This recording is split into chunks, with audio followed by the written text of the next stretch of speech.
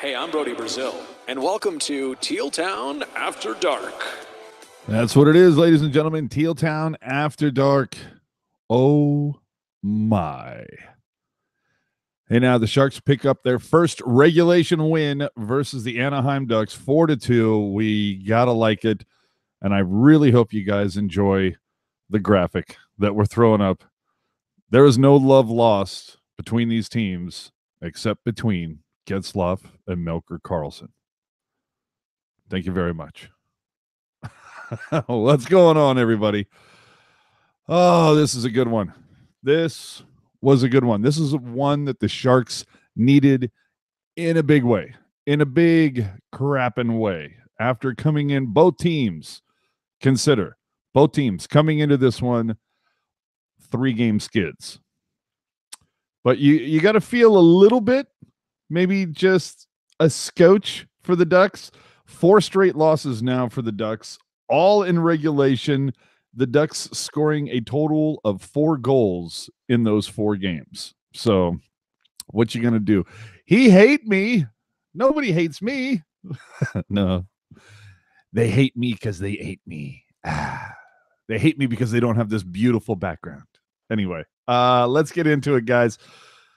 First period, 4:23 of the first. Vlasic takes a delay of game. Man, I thought we got rid of these delay of games. And again, Vlasic, not his best game. Not his best. I do believe he got an assist. Yes, as I slyly look up the stats, yes. Eddie did get an assist, and let me guess, it was on Hurdle's empty netter. I made the Jumbotron? Okay. What was the photo? If I made the Jumbotron, what was it? My wall? Was it? Let me guess. It was the pucks, wasn't it? It was the wall of pucks. I guarantee you. So game 39 is in the books, kids.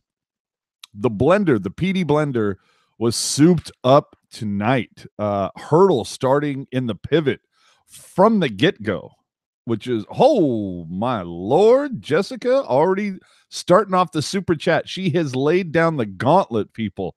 $2.99. Top it. That's all I'm saying. Radil out there with Couture and Meyer instead of Hurdle, who we're used to seeing. Jumbo out there with Sorensen and Pavs. It's kind of a line that we've seen when PDB does push that blender button. Hurdle out there with Kane and LeBanc. That line might have been the worst tonight. Goodrow with Melker and Donskoy. Vlasic and Braun, of course. Dylan slotting over to his offside to make room for Ryan, whose ass was stapled to the bench pretty much from the last 30 minutes of this game. Oh, just another Randy G went up $1. Thank you very much for that. We appreciate the support. And then, of course, Burns and Shimmick. Heed scores in only his 3rd game last game. The poor guy's only started. He's been watching so many games in the press box. He only gets his 3rd start. He scores, opens the scoring, and somehow, I guess, it was so sore from scoring that goal as some sort of upper lower body something or other. So Heat is out. Ryan's in. His ass is stapled to the bench for pretty much the second half of the game. What are you going to do? So getting back into what happened. Vlasic gets the delay game at 4:23. Then at 5:59, Silverberg would trip Shimmick, and nothing really going on with either of those power play opportunities. Then Sorensen would cross-check Montour, and at 10:33, Silverberg would score a power play goal from Richie and Mahura. I mean, that, it's gonna happen. Evidently, the vaunted PK of San Jose is not evidently what it once was. 25% tonight for the Ducks, 1 for 4. The Sharks 0 for 3 tonight on the power play. Thank God that wasn't a deciding factor in tonight's game. Could you imagine if this went to overtime and the Sharks lost yet again 3 consecutive times going into extra frames? That would have sucked. And then you would look and go 0 for 3 on the power play. Wow, one of those could have made a difference. So either way, 10:33, Silverberg does score on that power play at 18:05 of the first. Melker on a sweet pass from Donskoy. And you talk about a guy who has needed some luck. I know the guy just got like recently engaged and everything, but Jonas Donskoy, oh my God, this guy is in desperate need of good things to happen to him when he's on the ice. And he got something. Serves it over. Oh no. Are you kidding me? Laurel just raised the bar to a new level. Merry Christmas and Happy New Year with $20.19, throwing down the 2019 Happy New Year. And I guarantee you at least 19 cents of that is for Kayla back here. I'm telling you. I know it is. So that's the way the first period would shake out for the guys. Face-offs were somewhat negligible. Shots on goal, if I remember correctly, shots on goal for the Sharks, they led it by like 1 or 2. So you'll have to forgive me. There a lot of things going on in, Sharks, Teal Town, USA Studio South, I'm going to say. So 20 is for Kayla, 19 cents is for us. There you go. The funding goes to getting Puck Guy a good internet connection. No, I'm kidding. No, it just goes to supporting the show. That's all it does, and we appreciate it so much. We've all paid for these items out of our own pocket. Okay, see, now I got to ramble on here for like the next 30 seconds. These microphones, the boom arms, all of this stuff, they're not free. We didn't have these before we started it. We all went out and shelled out of our own pocket to try to make a better show. And so any support you can provide like that helps us, hosting services for Teal Town USA, that's not free. The vanity URL, tealtownusa.com, not for free. So we definitely appreciate it. And that's where all this money is going back to. Believe me, nobody is pocketing anything. This all goes back to basically Laurel just paid for our domain name for a year. So we totally appreciate that. Getting back to the second period. 5:44, Sorensen cleans up some Pavelski garbage. This one was challenged. I'm not sure how you challenge this. I mean, I can get it from the Ducks' point of view, I suppose, but Pavelski was straight up pushed into Chad Johnson, and that is something that I have neglected to say. For some reason, it was never really explained, but John Gibson was replaced by Chad Johnson to start the second period. No word really came out. I'm sure it's some sort of upper body, lower body, something injury. So there you go. But anyway, Sorensen would clean up Pavelski's garbage. Anaheim would challenge goalie interference. Pavs was pushed into Johnson. For me, the refs made the right call. And again, I look at this and I sit there and go, how would I feel about this if the opposing players were wearing the jersey that I'm wearing? That's the way I look at it. And I'm just one of those guys. It can't be goalie interference when your teammate pushes the opposing player into you. It just can't. I'm just saying. So that's what happened at 5:44. 9:03, Melker would get caught slashing Getzlaf, and then all of a sudden we had 5-on-4, 4-on-4, 4-on-3. It was all sorts of fun stuff going on. And then 16:10 of the second, Šimik roughing Sprong roughing Šimik. That was all off of a solid hit. And Brody Brazil, friend of the show, made a great point where it's just get to the where are we now in the NHL when just a good hockey hit, there was nothing dirty about it. It was just a solid hockey hit. Guy got caught out of position. He paid the price. That's it. It's just a good hockey hit. You take the number, you move on. You don't have to have half your team lose their mind. It's not like Oliver Ekman-Larsson the other night versus LeBanc, where it was just a straight up elbow to the head. That had nothing but dirt all over it. This was just a solid hit by Šimik.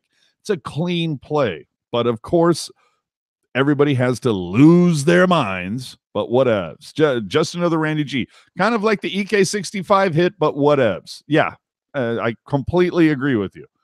So to finish off the second period, Goodrow would get caught slashing Sprong. Nothing really happens of it. Anaheim starts first 45 seconds of the third on the power play. Really nothing came much from it, which is typical from when you have to, split power play time between periods after, you pour it on for a minute 15 and then you get to think about it for 15 minutes. But Jones had some great saves while also making some really odd decisions and almost scored on himself. I know that the first, second, and third stars tonight were Burns, Goodrow, and Melker Karlsson. You could make a case that the third star would have been Joe Thornton, the second star would have been Burns, the first star might have been the post tonight for the Sharks. I'm just saying. Jessica, with the way goalie interference gets called nowadays, it really could have gone either way. So yeah, that's, again, I consider it where I put the opposing jerseys. I try to look at it from the other side and go, would I be pissed about that if it was somebody, one of the Sharks pushing a Duck into Martin Jones? I'd sit there and go, well, you shouldn't have pushed him. That's just the way it is. So getting into the third period at 3:53, Sherwood would score. The Sharks just overplayed this, created a turnover. All Vlasic had to do was take care of it in the corner. He doesn't. He gets it out of play.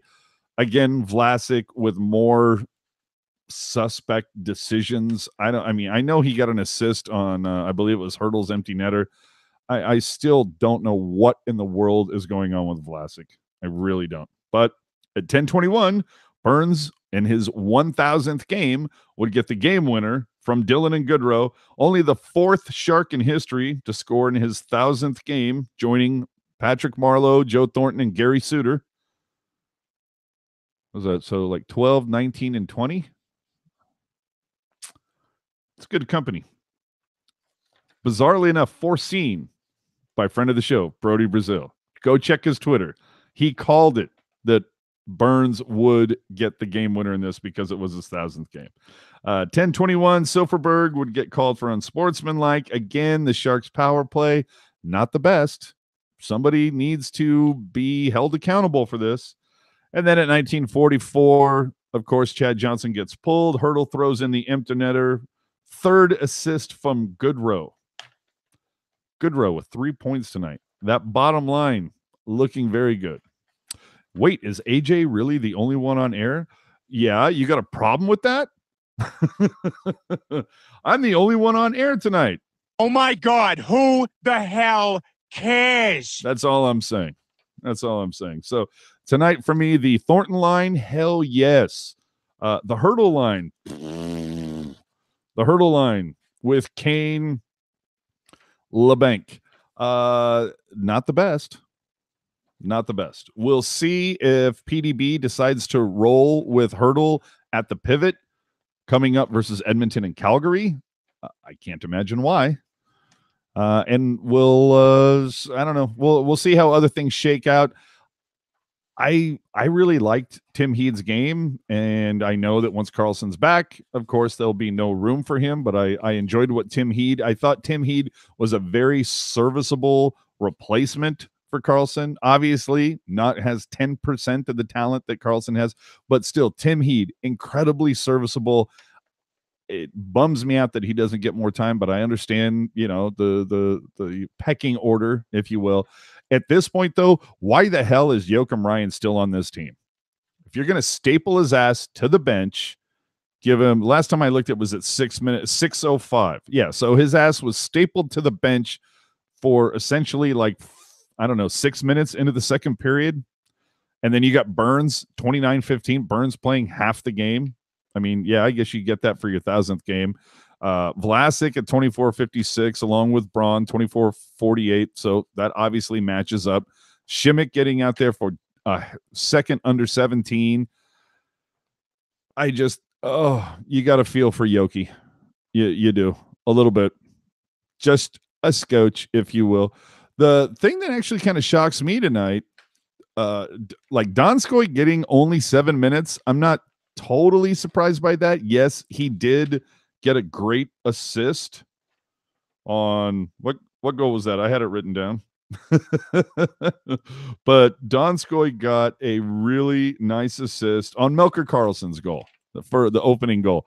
But again, Donskoy only gets 7 minutes. Clearly PDB not liking what he's seeing from Donskoy. Lucas Radil, who had looked fantastic, only getting 828 tonight. I think that was also bizarre too. It felt like PDB was kind of rolling, I guess, the vets a little harder tonight. I'm a little surprised Evander Kane got 1824. I don't think he deserved 1824 tonight, to be honest with you. Hurdle 2114, only 50% in the circle tonight. So that's where it is. That is your game, people. That's the way it is. So thanks for tuning in. We will see you all next time. No, I'm kidding. I'm kidding. That's kind of where it is. But again, it's just me right now. If you have questions, I'm sorry. It's, I'm like trying to keep an eye over here, keep an eye over there, keep an eye on the chat, keep an eye on my notes. So if you have anything to say, ask, any comments or anything that you want me to address, put them in now, please. And while that happens, I want to say, hey, go get your some Sierra Nevada Resilience, because 100% of the proceeds from this go to the victims from the Paradise Campfire. So go get you some of this. And to top it off, it's pretty tasty. In fact,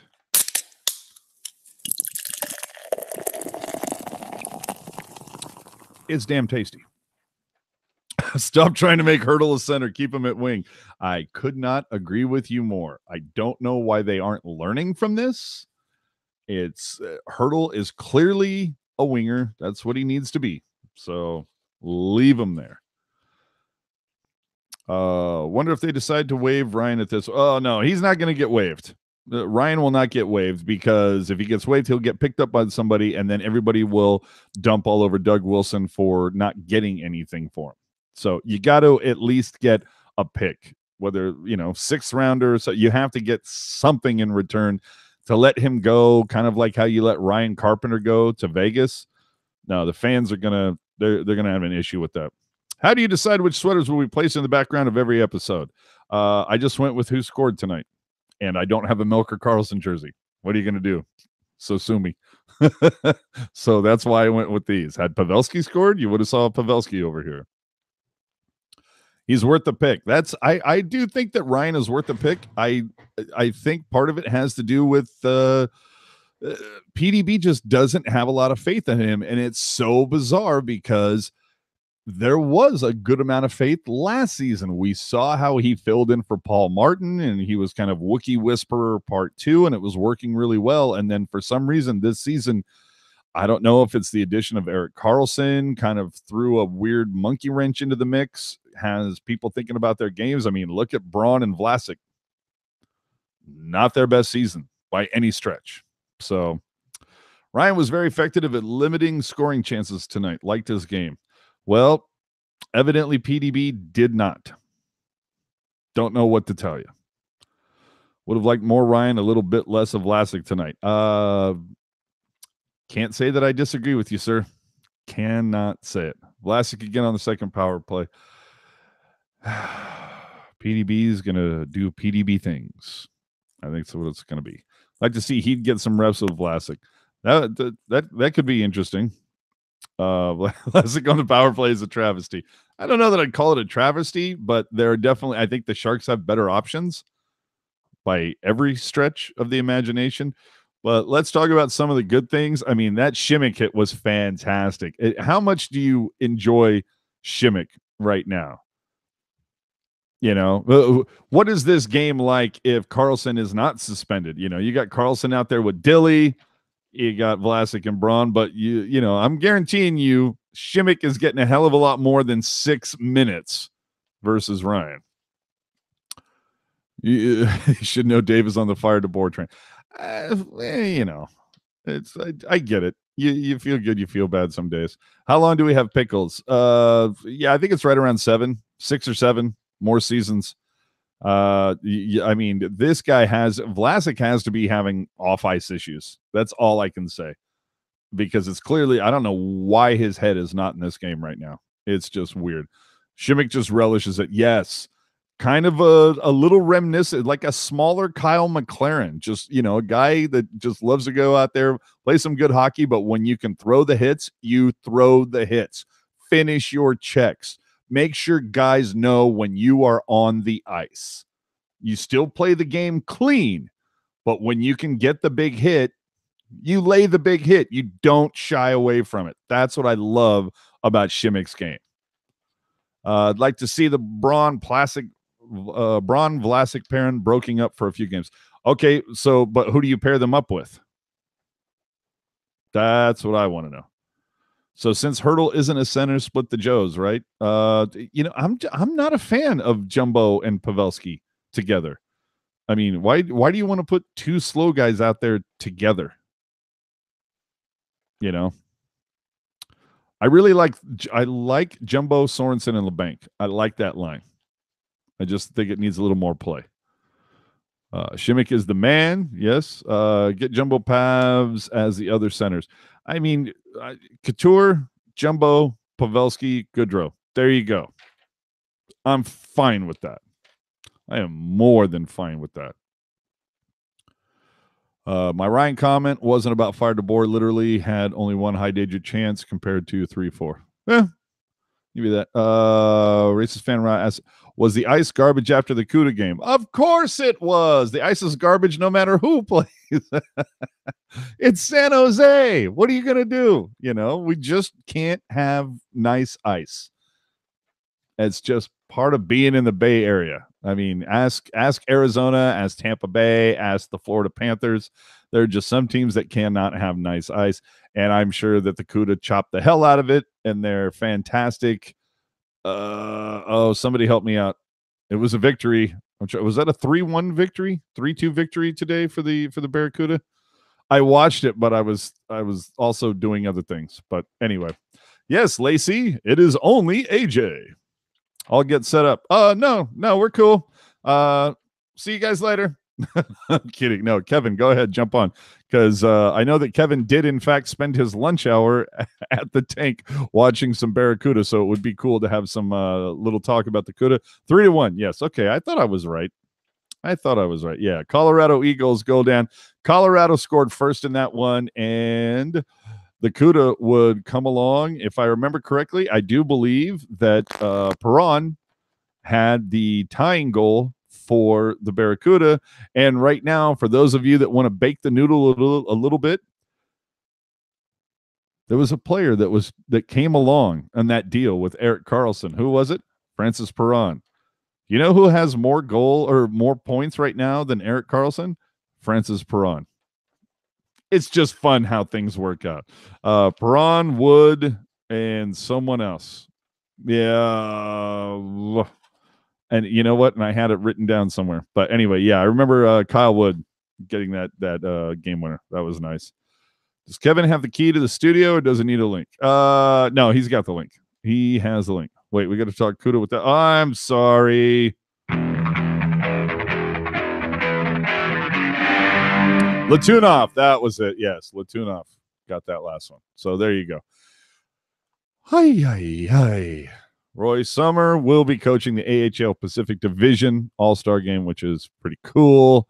We have All-Star stuff coming up for the Sharks. We saw that the captains were chosen. Who was it? Nathan McKinnon, Connor McDavid. I didn't really pay attention to the East. I'm sorry. Let me guess. Ovi and who's the other guy? But it does kind of suck that Connor McDavid was like third time in a row for Connor, like a Shark. Like, really? Pavelski? No? Really? No, Austin Matthews. Yeah, of course. Hello. Duh. Why didn't I know that? Again, I had a lot of stuff going on. If you don't know, it's like, go check my Twitter feed. Not completely, but I redid a lot of stuff in my office like over the last day or so. My brain's a little baked. Forgive me. I'll be better after Edmonton and or Calgary. Oh no, I won't be here for Calgary. Sorry. I have plans on New Year's. I'm going to go to Stockton and watch the Kuhre play the Heat. No, I'm kidding. I'll give it about 2 more minutes for Lacy to join, and if he doesn't, then I'm going to move on. But with the 35 of you watching, if anybody's new here, of course, we have to do a little house cleaning. Please do us a favor. Subscribe below. Hit the notification bell if you would. Give us a thumbs up. We'd appreciate it. We're on Instagram, Facebook, Twitter, pretty much every social platform media known to mankind at Teal Town USA. Do us a favor, follow us on there. SoundCloud, New Puck Knowledge just dropped on Christmas. So there you go. And Lacy's in the house. So we have to play it again.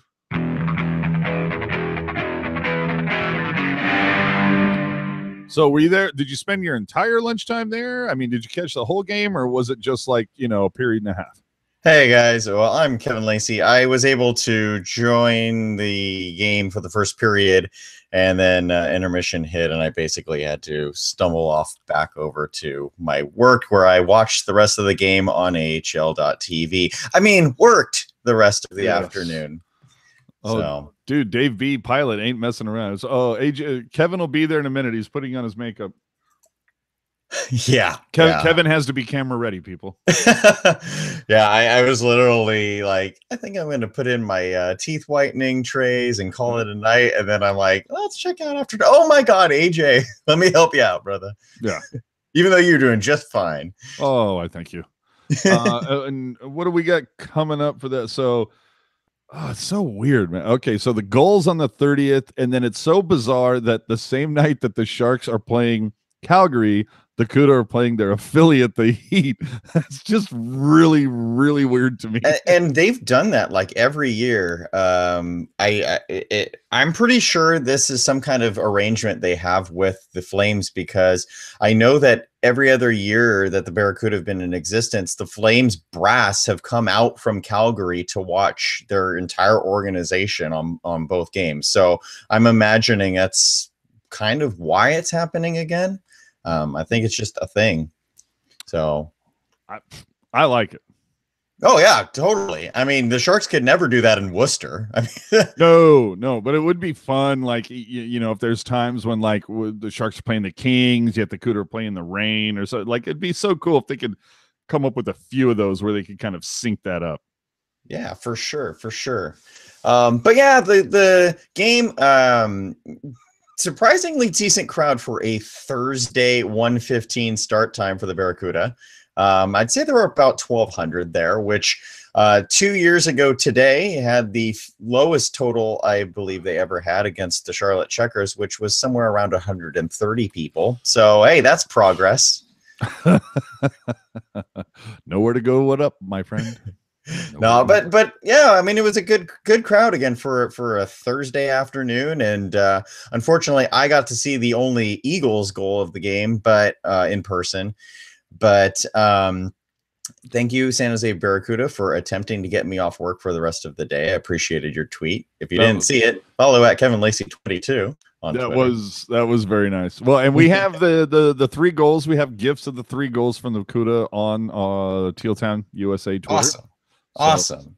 But I do want to talk about the second goal, the second and the third goals, because Max Latunov is a guy that I know you guys mentioned quite a lot there at the start of the year for rightful reasons, because he was hot.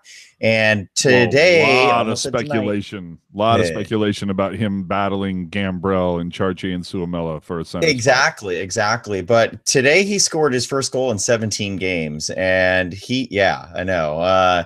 He's been struggling too. I mean, he's been playing okay, but you can tell the last several games that I've gone to, you can tell he's been frustrated, because every chance he misses, his body language is not Goldobin body language, but it's just like, why, what can I do? And he had an awesome play to create space in the offensive zone to set up Kyle Wood's goal, where he basically passed it through 2 or 3 Eagles defenders to get that to Wood, and then Wood sniped it short side under the bar. That ended up being the winning goal.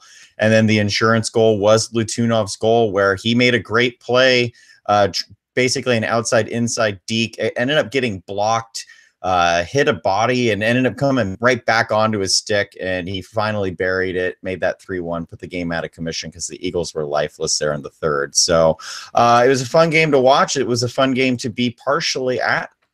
So if y'all, I like to be there in full, but it was what it was. So yeah. Awesome. Well, again, the Barracuda have 2 more games before the end of the 2018 year. So San Diego Gulls on the 30th, 5 o'clock. Go check that out. Frenzy's birthday, which has changed every year miraculously, but well, hey, it's always funny how his birthday always happens to fall on a game day. Oh yeah, yeah. Always interesting how that works out. Wonder who else we'll see there besides Sharky. So back to the Sharks. Hey, the Anaheim continues their skid.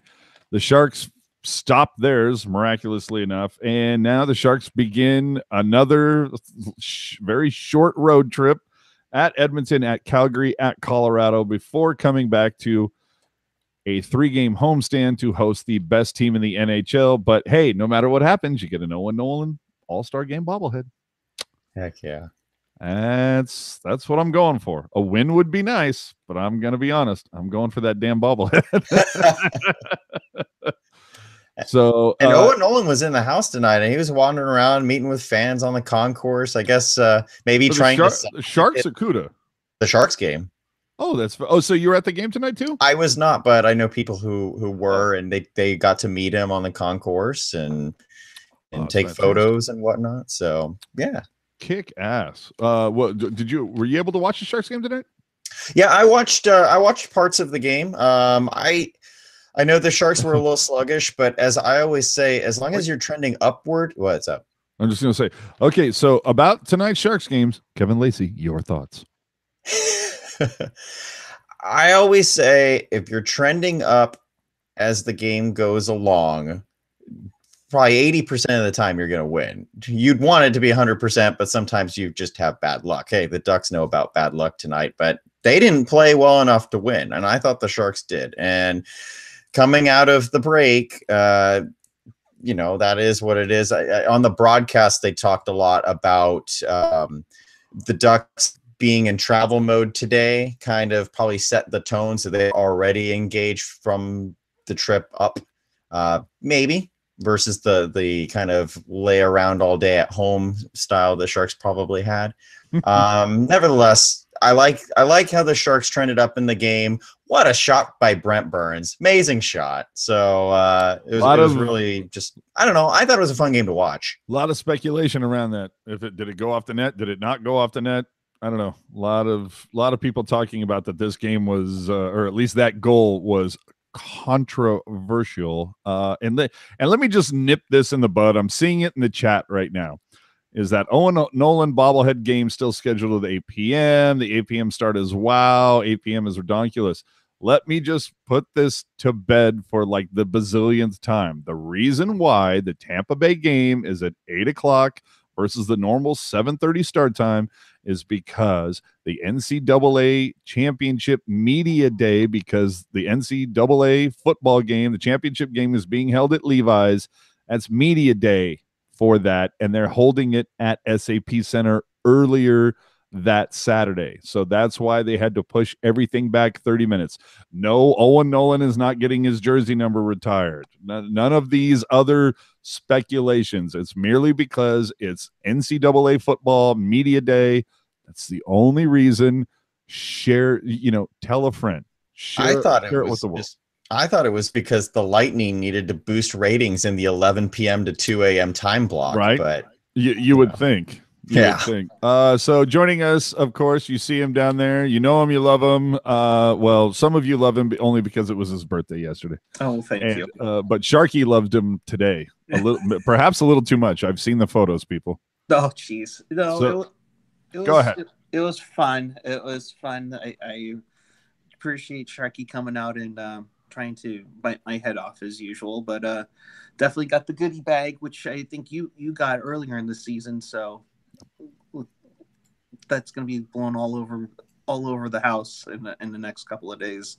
But huge turnout tonight. It was a great crowd to see. No bobblehead given away or anything. So it was really good to see everybody out and still in the festive mood, no matter what. Yeah, I actually saw that from a couple people tonight on Twitter talking about that. like, wow, the tank is really full tonight. But how many people, Erik, were there wearing orange? There were a few. I mean, it wasn't like the Toronto contingency that we saw, a couple months ago when the Leafs were in town. But there was a sprinkling. We'll just put It wasn't Barracuda orange. Sadly, no. Damn it. But there were some that were rocking those sweet third jerseys they're wearing this year. Oh, and nice. that nice to see in person. So. As you can tell, Erik is coming to you from a disclosed location. Two reasons why you can tell. One, the background is not his normal background. Two, so far his internet has not crapped out. I was going to bring that up. Like, when the hell did your internet get better than mine? Not that mine's good. I'm just saying you were the only one who had worse connections than me. And incredibly stable so far. Yeah. Unbelievable. Felix in the chat, your next interview should be to ask John Tortora whose jersey the Sharks retire first and when. I am still for the longest time, my opinion was the Sharks will not retire a number until they win a cup, but it would not surprise me if Marleau is the first one. Would not surprise me. Marleau or Thornton.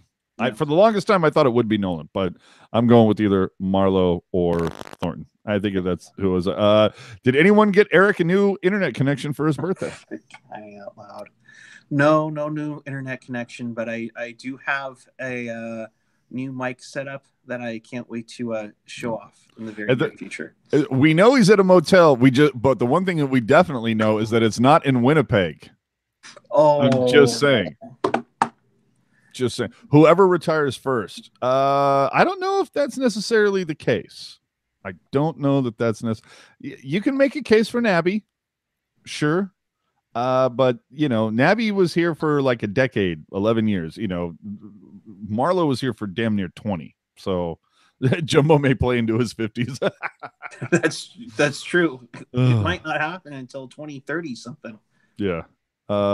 Yeah. So anyway, coming up, we have Edmonton and Calgary. Obviously, Calgary leading the Pacific, shockingly enough. Edmonton not doing that well, shockingly enough. And in fact, checking the standings right now, Edmonton a whopping 2 points out of a playoff spot, out of the wild card. So don't think that these, again, this was my thing like a week ago where I was saying the Sharks cannot leave points on the table when you've got a 5-game stretch, all Pacific Division foes. You've already left points on the table versus the bottom feeders of your division. So it was nice to get 2 tonight from Anaheim, and Vegas pushed everybody down a spot. If you're not paying attention, if you're under Calgary, coming into this, San Jose was in second position in the Pacific. Now they're in third. Anaheim was in third.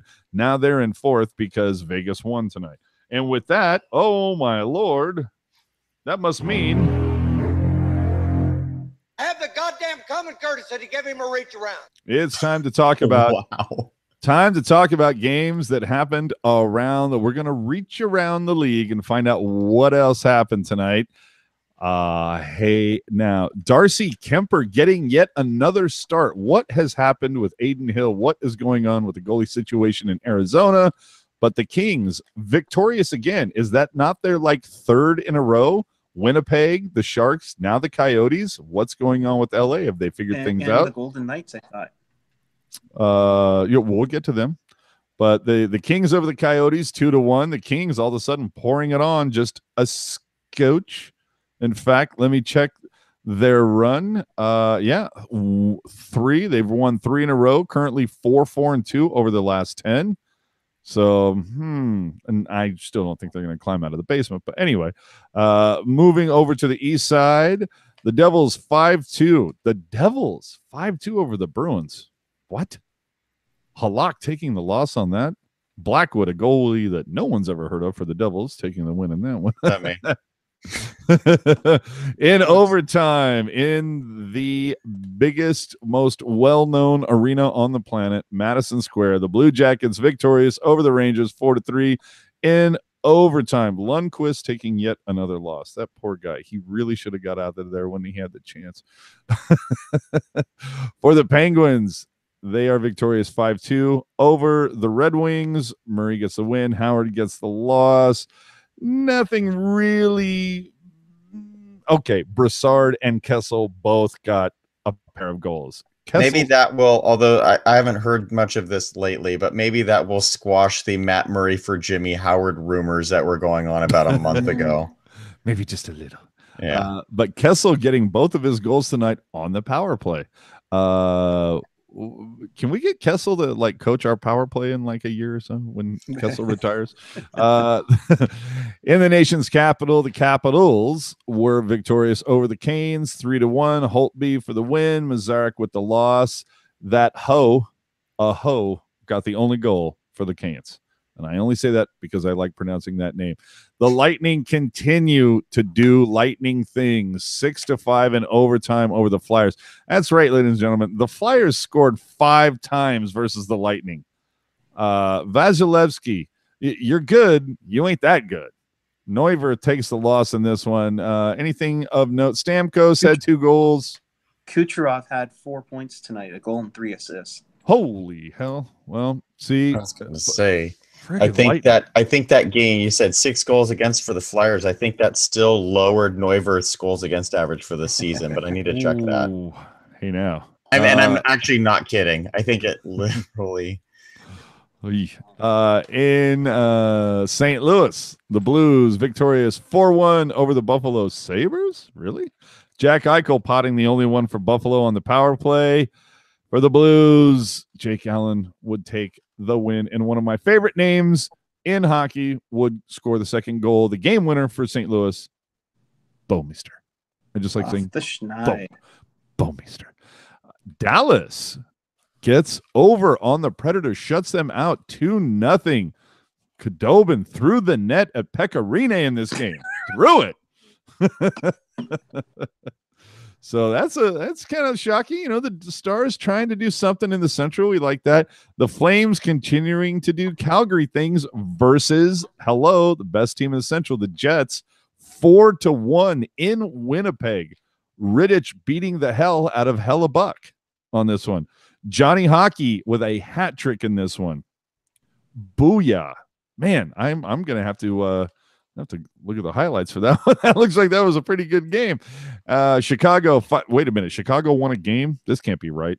This has to be the Chicago Wolves, right? Yeah. The Blackhawks over the Wild. Oh, it was the Wild. Never mind. 5-2.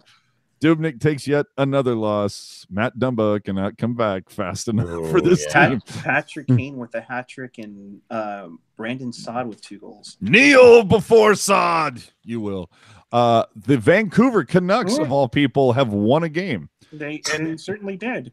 And if you missed it tonight, and I tweeted it out, let me pull up the tweet because it was a quote from Randy Hahn tonight.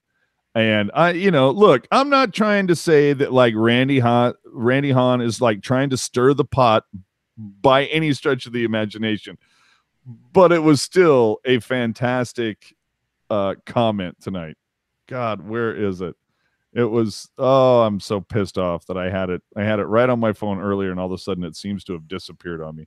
But he basically said something along the lines of, Vancouver is now into a playoff spot. Who saw that coming? Yeah. I mean, to say that during a live broadcast, I was like, wow, that's awesome.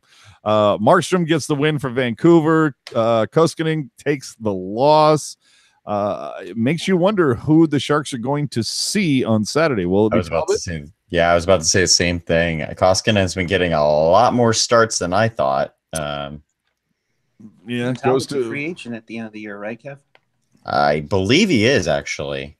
Yeah, I think you're right. Going to be interesting. Of course, Besser score. Of course, Pedersen. Jesus Christ, freaking Calder Trophy, motherfucker. Anyway, Ryan Nugent-Hopkins and Draisaitl score for the Oil. Both of those coming on the power play. So At best, the Canucks, their penalty kill sucks, I guess, but but still 4-2 Canucks over the Oilers. I can't, but yeah, but you know what though? I'm looking at the records. Their records are not that far off. I mean, Vancouver passed Edmonton in the standings tonight, if I'm not mistaken. Yeah, so it's just amazing. And then finally, Fleury is victorious with the Golden Knights 2-1 over the Lanch. Hey, Golden Knights starting to put it together. So let's jump into the standings. Unamas. Real quick while I remember the Neuvirth thing. Yeah, Neuvirth's goals against average did go up, but he's at through four games, 4.80 goals against, 835 save percentage. Yikes! Those are some Niemi-esque type. That's Niemi's Pittsburgh career right there, folks. Hey, now. No, the thing that is shocking the hell out of me right now is Calgary's goal differential. I mean, dude, they're the best in the West right now. I mean, Winnipeg plus 24, Calgary plus 27. To put that in context, Vegas plus 6, Sharks plus 9. Calgary is plus 27. And Anaheim, who was in a wild card spot, they were in the top 3 before this evening, minus 14. Thank you, John Gibson. Oh, my God.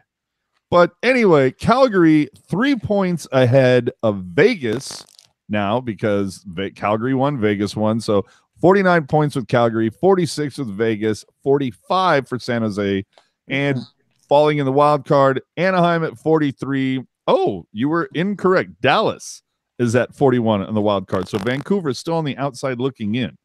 Yeah, entering today, Edmonton was in that spot. So with their loss, they dropped back. Yes, and Edmonton just a point behind at 39. So don't tell me that game today did not mean a little something. So I think with that, San Jose is 47. No, did I say 47? 40, no, 45. 45.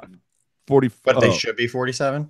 Yeah, oh, wait a minute. Hold on. Well, then, okay, then shoot me. Okay. I'm sorry. My bad. I relied on NHL.com for relevant information. That's on me. I know they own the Sharks, but that's not okay. That's on me. Let's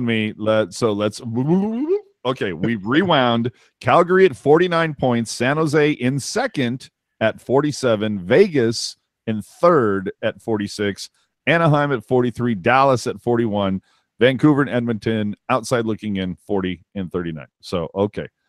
Thank you all for correcting me. Facts first. I appreciate that. Oh, Jesus Christ. Who let Chris S in here? I just noticed that too. So that's the way we roll. Again, looking forward to Edmonton and Calgary. Edmonton, we will be back with you following that game, which is on Saturday. This is another matinee, and if you'll look at your clocks and your schedules and everything, you'll notice that, oh my God, San Jose is a whopping 0-3 in matinee games. But good note so far, we're 5-3 wearing these bad boys. So at least we have a winning record. It's not that 0-4 heritage stink that we had. Best looking jerseys in the league with the biggest curse. But yes, winning record in the stealth jerseys right now, but losing record in matinee games. Again, Saturday, 1:00 versus Edmonton. Okay, Marty McFly reading my mind. I am working on seeing if we can't get a good 10-15 minutes with Drew tomorrow. Got to check his schedule. There's a lot of work that goes into keeping that head that clean. So I just got to dial in that 15 minutes that he's available. There's moisturizers and creams and stuff. No, it takes a lot of work to make Drew look that good. So we will see you after Edmonton and Sharks. That will be, I guess, Teal Town afternoon? Afternoon delight. Well, hey now. Oh, good for you. There you go. So with that, let me see. And that's the 29th. And then Barracuda on the 30th. So there you go. Hold on. No, they had a loss in the stealth. I didn't say that they didn't lose. I said they have a winning record in the stealth jersey so far. Okay. Look, I admit it when I screw up. Are you going to admit you screwed up on that one, Sleepy Mofo? I'm just saying. All right. Okay. So let me see. For the 34 of you watching, again, thank you very much for doing so. Hit the subscribe button if you please. Hit the notification bell if you will. We're on Instagram, Teal Town USA, also on Twitter, also on Facebook, also on SoundCloud. And a weekly Pucknologist will probably be dropping around New Year's Day. Other than that, you will find us after every single Sharks game here on YouTube. Only live and interactive post-game show that there is. Booyah. So, Kevin Lacy, where can the people find you on the social media channels? You can find me at Kevin Lacy 22 on most social media outlets. And one of these days, we'll have another teal tinted glasses. But until then, subscribe to this channel, to that channel, and give us all a follow. And give me a better internet connection than Puck Guy next time. Because, oh, man, I'm just feeling really down right now. Really happy for you, but really down. Dang. Oh, Sleepy Mofo is a man. He said, I was wrong. Clearly, Sleepy Mofo not married. Or I should say probably is married, because most unmarried men can't utter that phrase. Lord knows I tell my wife that about 3 times a day. Erik. You can follow me on Twitter and Instagram at PuckGuy14. And just a quick shout out to everyone who reached out and gave me some good birthday wishes. It was an awesome birthday and really appreciate it all. The best way you can give me some love for my birthday, make sure you subscribe if you haven't done it. Right? Oh, yeah. Thank you. And thank you for the donations in the chat too. Yeah, that was awesome. You guys Wow. are badass. Appreciate it. I'm AJ_strong on the Twitter and on the gram. Also throwing up some Teal Town USA Grammy type stuff for your Grammy. Hashtag for your Grammy. I like that. So with that, thanks for looking out, and we will see you after Edmonton. Puck Guy. Thanks for watching. We'll see you Saturday. Keep it real. Keep it teal. Keep it real teal. Thank you very much for watching. Hey, I'm Brody Brazil, and welcome to Teal Town After Dark.